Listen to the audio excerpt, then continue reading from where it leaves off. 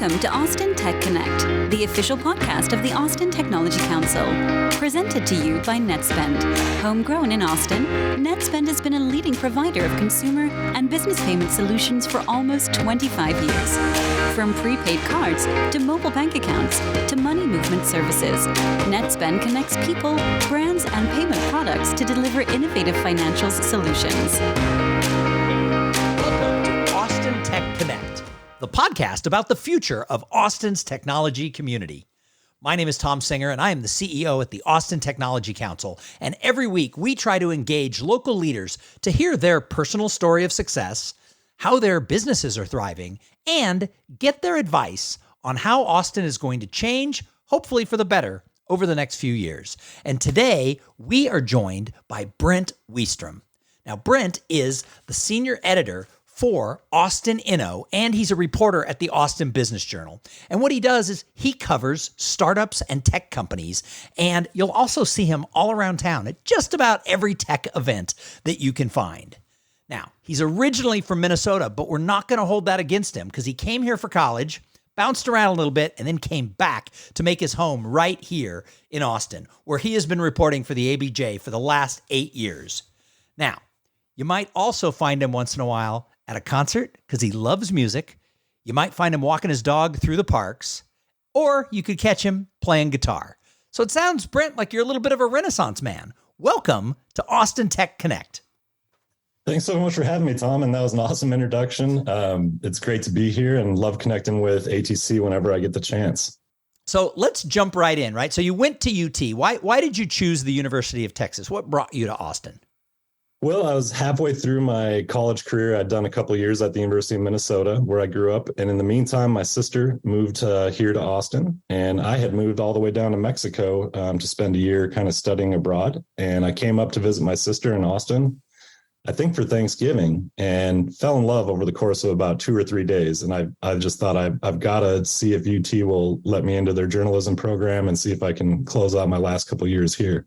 Nice. So that was really the draw, is just seeing the city for a few days, and I was hooked. Oh, there's a lot of people, right? That's why they say South by Southwest is partly to blame, if you will, for the huge population growth, because all these people come for 3 days in March and they think, oh my gosh, nobody tells them that August is going to be 140 degrees in the shade. But, you know, they fall in love over the course of the week and they have to move their life here. So after college, you left. Where'd you go? I took my first newspaper job in Wichita Falls, Texas. So I went there and I covered the night shift. So my first gig was covering crime at night. So for Wichita Falls, that was a lot of covering the meth epidemic and just a lot of weird and screwy crimes for my first year or so. And then, as is common in newspapers, I transitioned to City Hall. So got on the day side of things and did that. And after a couple of years there, I got picked up at a newspaper in Wichita, Kansas. So they knew I could spell Wichita. They figured, you know, he's got a good head start here. So I did the same thing in Wichita, Kansas, covering crime, and then shifting to City Hall. And then I took the next step to cover the state legislature in Topeka, Kansas, for the Wichita Eagle and the Kansas City Star. And that led to me deciding to come back to Austin. So the rest is pretty much history. I jumped into the Austin Inno gig in like 2015. So Austin Inno is unique. I love reading it every day. The email comes. It's really kind of a way of peeling back the onion, seeing what's going on in tech in Austin. Tell us about Austin Inno, and how does Inno fit into the world of the Business Journal? Because you sort of have, you know, Inno is beyond Austin. There is American Inno, and then there's the American City Business Journals. How are they connected? Yeah, it's got kind of an interesting history. What we know of as Inno today started as Streetwise Media in Boston back in, I think, 2009. And then that grew to Washington, D.C., and then Chicago, and then Austin was the fourth market. In there, the American City Business Journals acquired Streetwise Media, and Inno just operated independently, even though we were owned by the Business Journals for quite a while. Until about 3 years ago, we just more formally integrated with the American City Business Journals.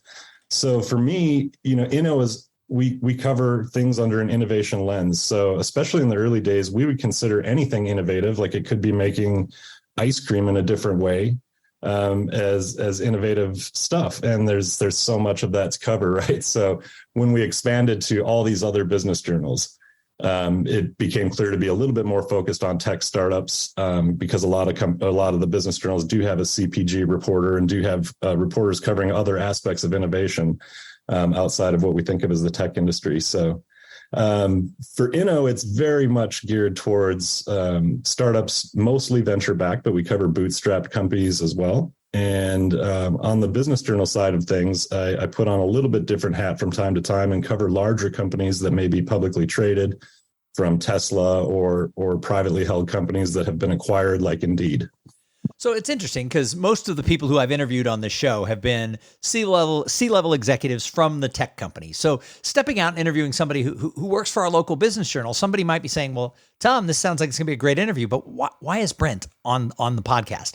I see the tech reporting that the business journal does and that you do with Inno as a really important part of our tech community, right? That's why as the head of the Austin Technology Council, I try to read it when I can every single day so I can kind of keep my finger on the pace. Why should people who are involved in the tech care what the business journal and what Austin Inno are doing? Why does it matter to a startup or a leader in tech to know what's going on in the news? I think there's a few big things. I think at its highest level, understanding what your counterparts are going through, what your peers across the city are going through, some of the big trends that are affecting the city, I think is key for everybody to know. I know day to day, many of us are heads down, but you've got to look up and see what's going on. And there are oftentimes big themes going on throughout the city that can really impact how your business works. So it's interesting. It's interesting because I agree, right? I think you have to be paying attention, but a lot of people in our community don't read the business journal and they don't read Inno. Why? What are some of the things you run into when people are like, I've never heard of you, or I don't read that? What are the reasons our tech leaders aren't paying attention? I think some people are just disconnected from local news in general. And I think that applies here like it does to people who don't pay attention to City Hall or the state legislature, or even what's going on at the local school district. And I've been a reporter that's covered things at all of those levels, and I've seen that disengagement happen. So I don't see it as totally different than the folks who may not, use their time to understand what's going on in politics or going on in other aspects of the world. But with business, I think networking and understanding who people are and what they're doing around you can play such a big role in either finding a co-founder or potentially meeting the person who's going to ultimately acquire your company, or simply just finding sales leads.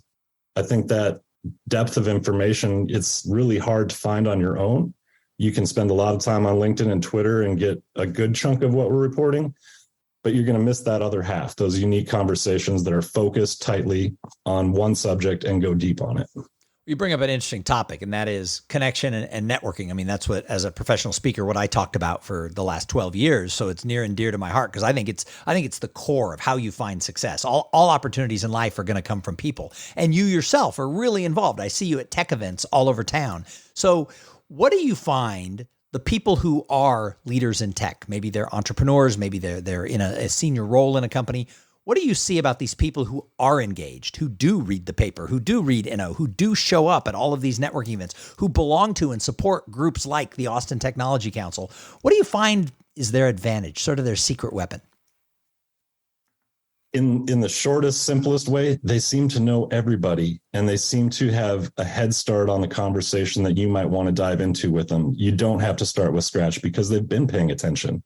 You bring up anything from generative AI to just what's happening in fundraising amongst Austin startups. And the people who already kind of know the storylines are the people who can quickly get to what's next instead of playing catch up. So it's interesting. You bring up a couple of topics I wanted to ask you about because you cover these a lot. One was fundraising and one was generative AI and then other topics. What are some of the big trends that you find as a reporter that is top of mind with everybody? Obviously, AI and fundraising came to my mind, but I'm sure there's others out there. Yeah, I mean, those two are pretty dominant. I think right now, a lot of startups are coming up with new strategies to raise funding. The companies that are just crushing it will still be able to raise the money just fine. Others are just having to look for different types of opportunities than maybe they would have a year ago. Generative AI as well is just it's one of those things where it's how are you going to use it? And every CEO needs to know how to answer that question one way or another, not be caught flat-footed with it. I think also in Austin, the CPG scene is really strong, and it's easy to forget about that, but it has a lot of relationship to the tech industry. A lot of the people that found these companies are former tech CEOs, and a lot of these companies are trying to connect to technology companies to help them reach a different crowd. So I think there's a lot of symbiotic relationship between the two.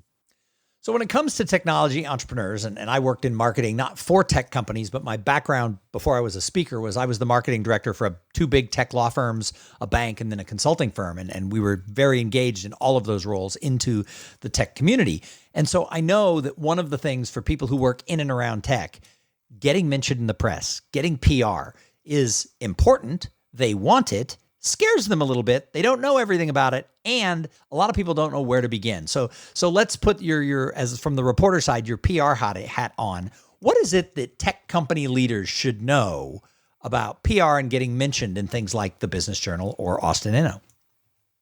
It's funny you mention it because this goes back to a question before: is the people who are reading, and a big way to connect with the reporters to understand what they're already covering and the types of stories they cover. So the best pitches that come my way, the easiest way to usually get in Austin Inno or the Austin Business Journal is to see how you might fit in. Oh, they cover fundings and they'll cover them even down to 500,000. Let's contact them anytime we have news in that direction. Oh, I see they're paying very close attention to generative AI. Maybe I should pitch them on how we're going to plan to use that. So I think there's sort of an entry level in understanding who you're talking to. And I know for myself and probably a lot of other reporters, when you get a pitch that does not seem to understand who they're writing to, it's just a blind email and maybe we'll include it, maybe we won't.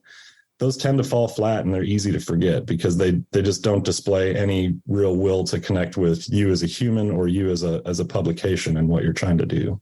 So do companies like this, especially startups, right? Startups are always a little scrappy when it comes to their finances. Do they have to have a PR company? Or you said they reach out. Can they reach out to you themselves? And how would they do that? I think companies of all sizes can reach out directly. I think that's typically the most effective way for me when I see a note come in from a CEO, whether it's a pretty big company that may have raised 100 million plus or just a $1 or $2 million company. I pay attention to that because I want to connect with that person. And it's a lot easier for me to see the suffix of an email of a PR company I know and think, okay, that can be on the back burner. I'll look at that later. I don't have to respond this second. But the CEO took the time to reach out to me directly. I'm probably going to get back pretty quickly. So I think for a lot of stories, the CEO can do a lot of things without a PR company. Now, when you connect that to larger campaigns and larger strategies, I think there's probably no mistaking having professionals on your side is going to make a big difference. Yeah, well, I mean, I think that could be said for any level of business, right? There's a lot of things you can do yourself, but there's a reason these professionals exist. This episode is brought to you by James Avery Jewelry. James Avery Jewelry is a multi-channel retailer offering finely crafted jewelry designs for men and women. More than 90% of their pieces are crafted in the Texas Hill Country, and James Avery has a regional headquarters in the Austin area. They operate over 110 James Avery stores in 4 states, and their jewelry is also available at jamesavery.com. Thank you to James Avery Jewelry for their support of this podcast. This episode is brought to you by James Avery Jewelry. James Avery Jewelry is a multi-channel retailer offering finely crafted jewelry designs for men and women. More than 90% of their pieces are crafted in the Texas Hill Country, and James Avery has a regional headquarters in the Austin area. They operate over 110 James Avery stores in 4 states, and their jewelry is also available at jamesavery.com. Thank you to James Avery Jewelry for their support of this podcast. So as we look at the Austin tech community, right, you obviously have your fingers very deep in it since that's your day-to-day work as a reporter. Where do you think we are now versus, you've been here doing this work for 8 years. Where do you think Austin has changed in the last 8 years in the tech scene? It has been extraordinary to see the growth of the Austin tech startup scene. When I started doing this in 2015, one of the very first events I covered was an ATC event. I think it was an Italian restaurant downtown that may not be there anymore, Carmelo's. Anyway, it was about Austin startup funding, and it was amazing to see the amount of engagement that venture capitalists and startup founders, including like Big Commerce, which wasn't quite as big as it is now then, talking about how everyone had to leave Austin to find money. There's no venture capital, early stage money to go around. Austin Ventures is gone and we're all stranded. And that story changed so quickly to the point that by 2020 or so, funding for Austin startups became relatively easy. And I would argue that up until perhaps the past 6 months, it has remained that way. There are more firms than I can even count or stay in touch with these days. Whereas when I started doing this just a few years ago in 2015, there were 3 or 4 venture capital firms that were actively investing, and you could know pretty much everybody in town that was actually making moves. That is night and day. Now that crowd is hundreds. So it's interesting that one of the first events you ever covered was an Austin Technology Council event. And so let's look at ATC, right? One of the things we're trying to do as we look to the future, right? We're a 30-year-old organization. We were founded to help put tech on the map as the economic leader of Austin. Well, check, that certainly was accomplished many, many years ago. Nobody wonders, I wonder if tech's going to be an economic driver for Austin.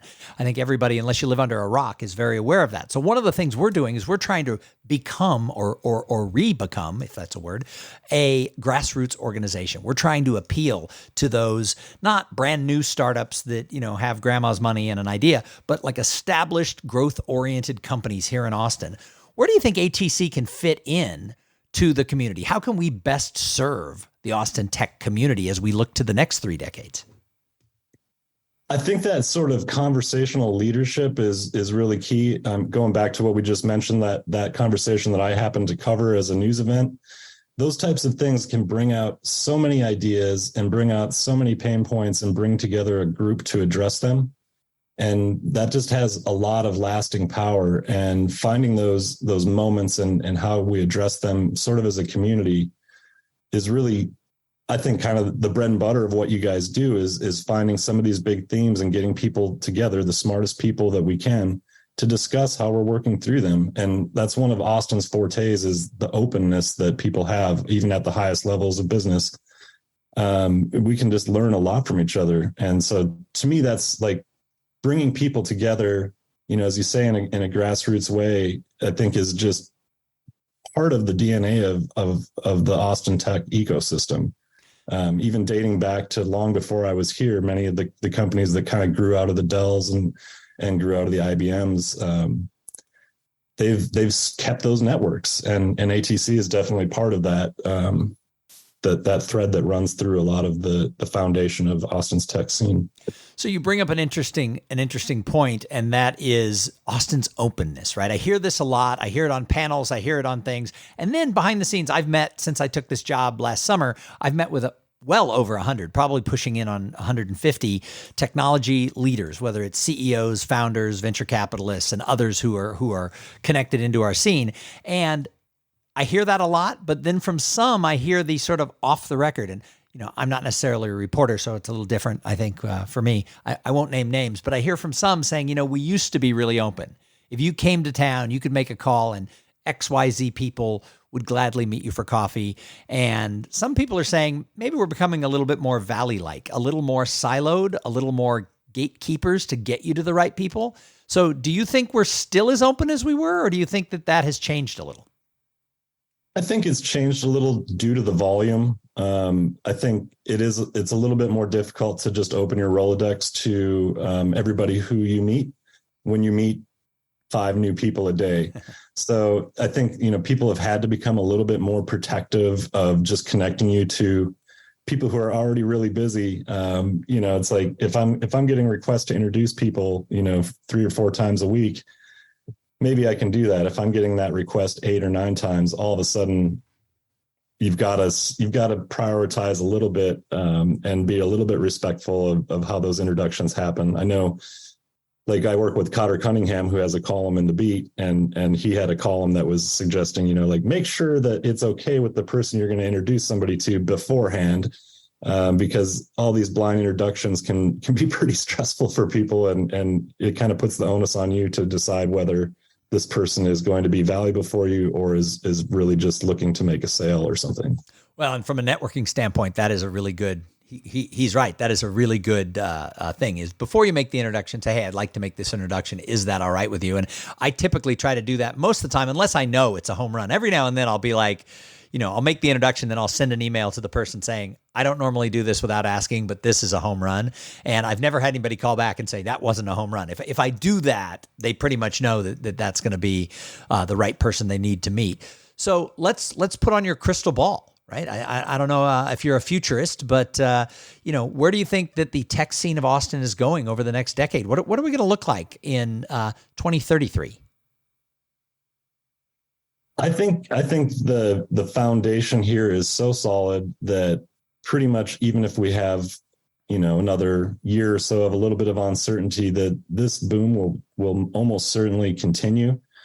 I think Austin's technology scene will probably evolve in a couple different ways that are going to be difficult for us to see, but our chip manufacturing companies continue to grow, continue to have benefits outside of them to the suppliers. It's, obviously Samsung is one of the biggest players on that side of the scene, but the startup community, I think, has also developed such momentum and become such a blueprint for other cities that we'll keep pushing that.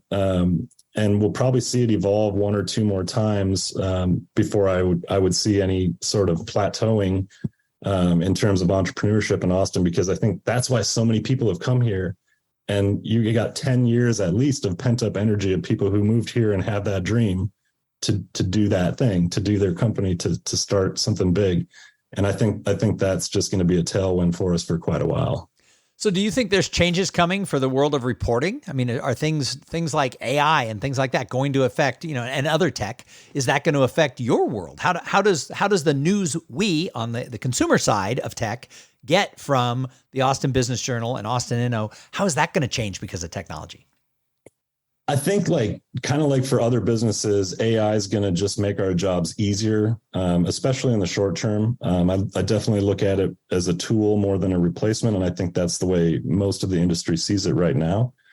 If we can generate headlines faster by feeding a story to ChatGPT or any of its competitors, that just helps us move a little bit faster. The thing in reporting is, until the AIs really start interviewing people at a high level and understand the local context and understand how to speak to people and draw out stories, there's really I don't see it having a big impact on how we go about our jobs, because that has gone through so many changes through the years, and it's still the core conversation, interaction between two people that seems to lead towards the most interesting stories. Now, if we can clean up our copy a little bit faster, that's awesome. If we can fix things up a little bit, that's great. Work a little bit faster. And I think that's the way most companies will be approaching it, is like, hey, we've got a much better spell checker here, but it's not going to originate ideas for us in a meaningful way. I don't know. Are you sure that this interview isn't being done by ChatGPT? How do you know I'm really here? If I tell you 1 + 1 = 3, and you take that as God's truth, then I'll know you're an AI. That's true. We still can sort of trick AI, right? And I guess that's true from the reporter side too, is that reporters have to have their radar on when they're interviewing people, because I'm sure some people who you interview don't always necessarily tell you the truth, or maybe try to spin situations. That never happens, right? No, not at all. I've never heard a CEO embellish the success of their company. No, I'm just kidding. I think it's just definitely part of the industry. I mean, almost like you see in at sporting events, the post game interview. You have to kind of take that first or three or four rounds of promotional information, but then things starting to loosen up a little bit, and usually people will let go of some of the themes that they were trying to hammer home at the start. So nice. Well, you can't always break through, but typically if you get 10 or 15 minutes face to face with somebody, that everything will soften up a little bit, and you'll get to some of those juicy details that really inform people. Nice. Well, we switched the hats here and made the reporter the guest here on this episode. Is there anything that I should have asked you, since you're the professional interviewer? Is there anything I should have asked you about Austin, Austin Tech, the ABJ, or Inno that I didn't ask you that you wish everybody knew?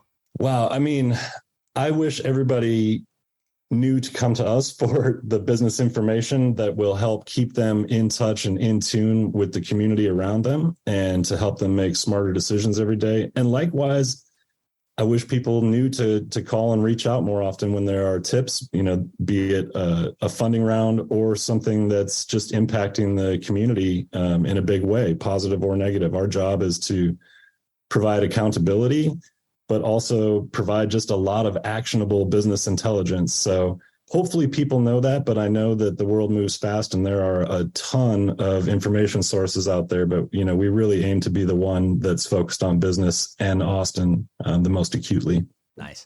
Well, Brent, my belief is that community, collaboration, and conversations can solve all problems. So when I say those three words to you, community, collaboration, conversations, which one resonates the most with you and why? Definitely conversations. The reason is because that's where I've found the most wealth of information for myself, connecting with people like you at events, before this and during this conversation, to me are the core.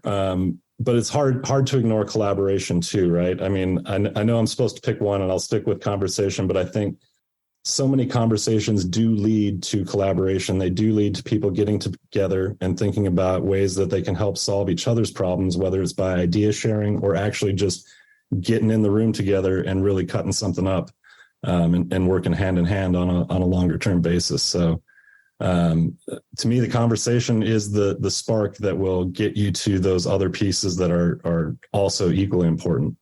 Well, Brent Wistrom, thank you so much for being a guest here on Austin Tech Connect. And is there any way that the Austin Technology can work closer with you, with Inno and with the ABJ to help serve our community? Let us know. Yeah, certainly feel free to email me. It's bwistrom at bizjournals.com. And just getting out there and getting engaged yourself, we'll bump into each other before you know it. Nice. Well, and thank you to everybody who tuned in and listened to this podcast. Is your company a member of the Austin Technology Council? We would welcome your involvement. We want to have you add your voice to our tech community as we look to the future. So make sure that you're getting your company signed up as a member of the Austin Technology Council right now. Thanks for listening to the Austin Tech Connect podcast. Make sure your company is a member of the Austin Technology Council and add your voice to the future of our tech ecosystem in Central Texas.